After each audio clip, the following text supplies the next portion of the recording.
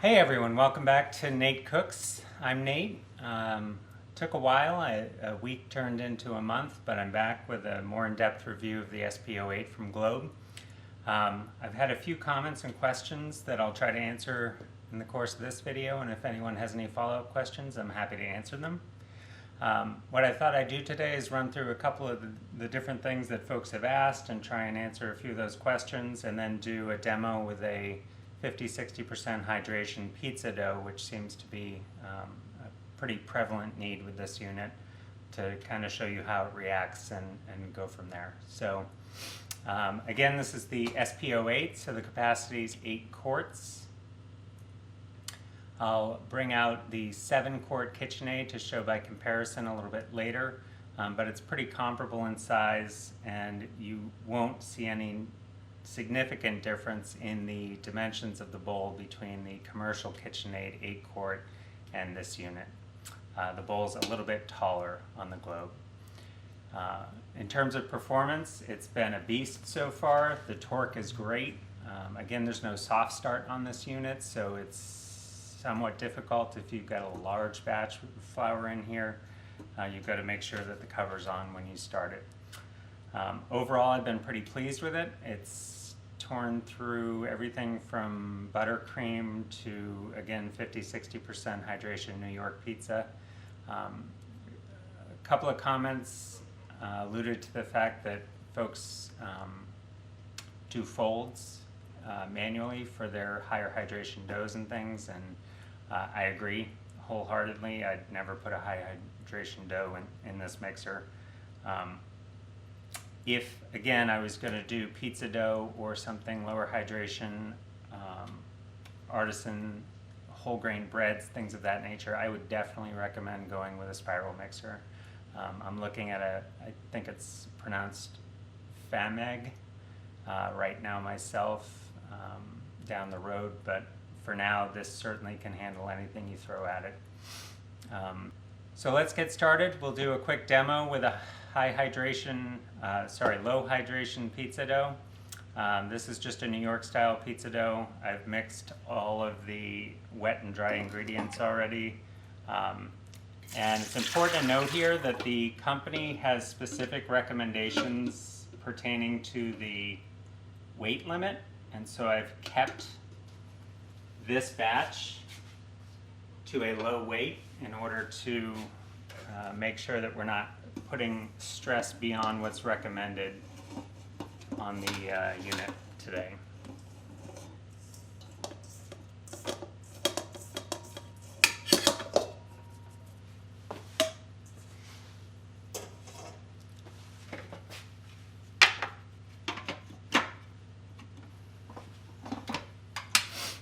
So I'll give a quick demo. We're going to hydrate the dough, let it autolyse, and then we'll come back and I'll let it run for like 10 minutes. We'll knead it. I'm going to take a starting temperature. There was a question that came up about thermal cutoff on the unit, so we'll take a starting temperature, let it knead for like 10 minutes or so, and then we'll come back and temp it again so that you can see both how the mixture behaves during mixing and kneading, but also whether there's any significant thermal load on it when we're done. The manual does recommend only running it for 15 minutes at a time, which is kind of unrealistic potentially in many commercial settings, but again, if you're going to be making dough specifically all day long, I think you need a spiral mixer.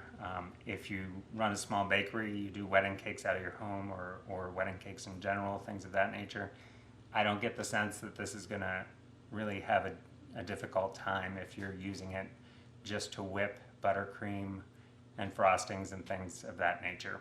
So we'll get it started and see what it can do.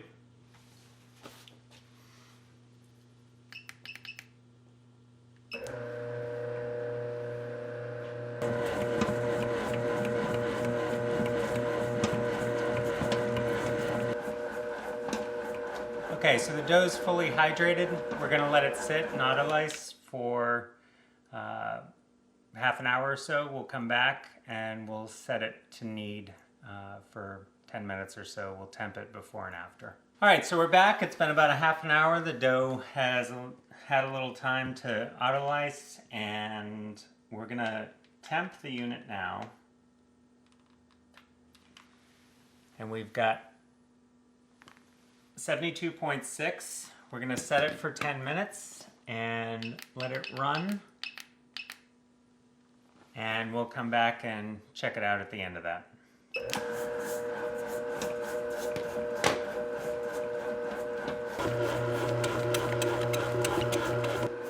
So we're a couple minutes in now, and I just turned the camera back on because I wanted to point out we're starting to hear kind of that creaking that I had talked about. Specifically, it tends to happen with lower hydration, heavier doughs or enriched doughs. So we'll just let it run here for a minute, and you can hear some of the creaking that I'm talking about.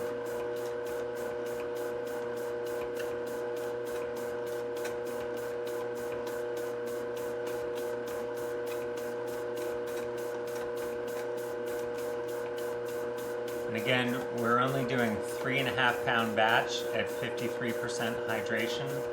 So this is, there's the creaking.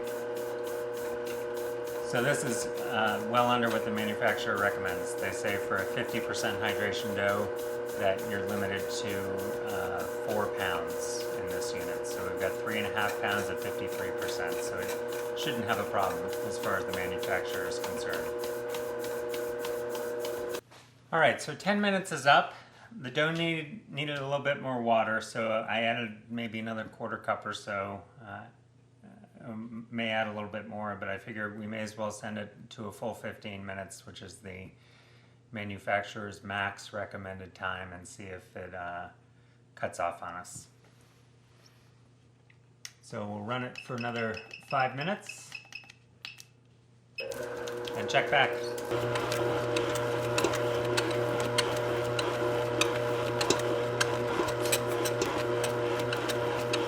All right, so we're back. The back of the machine is a little bit warm.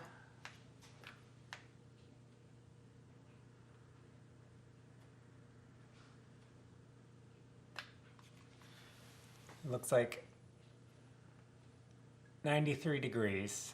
So it gets a little bit warm. It doesn't feel like it's close to shutting off. I think you could probably run it for a lot longer and you'd be fine.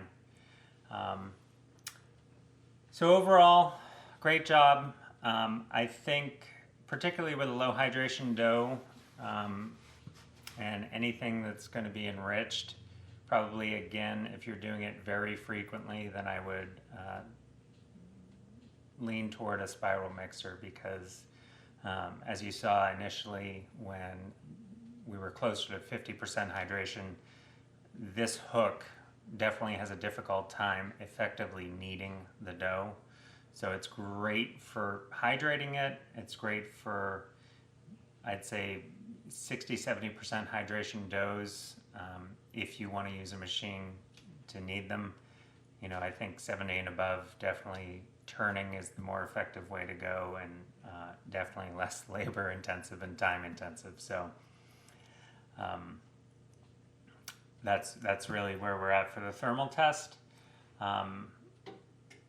You know, I think overall the machine is excellent. I'm very happy with it. I still think that creaking is something that's concerning. And perhaps if Globe's out there, you have some input, or if anyone else has used the machine and has or has not experienced that, you know, it may be something I reach out to them about as well.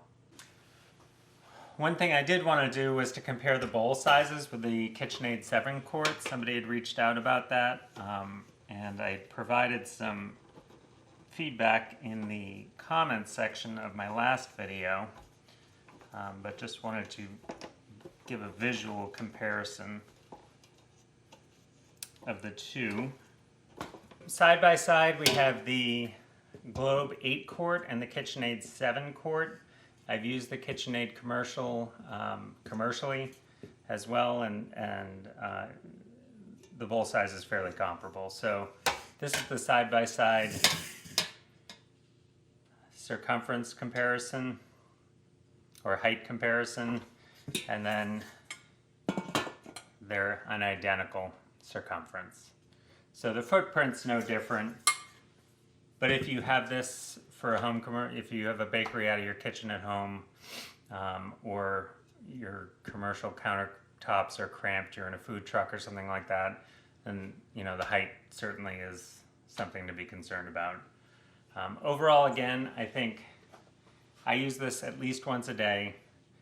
I would say for anybody who's doing a high volume of lower intensity work, this definitely is a benefit over the KitchenAid. And then I think, if you're looking for less frequent use, then the KitchenAid's the way to go. And if you're looking for versatility, the KitchenAid's the way to go. I would be curious, a couple of folks have asked about the Globe 5 quart. I'd be curious to know what your experience has been like with that, and whether it seems from what I've read that the attachment hub is compatible with KitchenAid attachments, and for me, that's handy. The pasta roller and the meat grinder, particularly the new stainless meat grinder, the pasta rollers I use twice a week. So for me, having that attachment hub is hugely beneficial. And now having this unit instead of the KitchenAid, I may be looking at having to get a separate pasta rolling machine, which is not the most convenient thing. So all in all, that's my feedback after a month of use. I've been using it heavily. It's definitely done well so far, particularly when whipping things as well. I didn't look at that as a huge draw, but when I've made frostings and things, it aerates a lot better than the KitchenAid ever did. So that's it for today. Thanks for watching. I'm Nate with Nate Cooks. If you like the video, give me a thumbs up, leave some comments or questions below. And I'm still determining where this channel's going. So if you have any recommendations of videos you'd like to see, then by all means reach out. And I hope to see you again soon.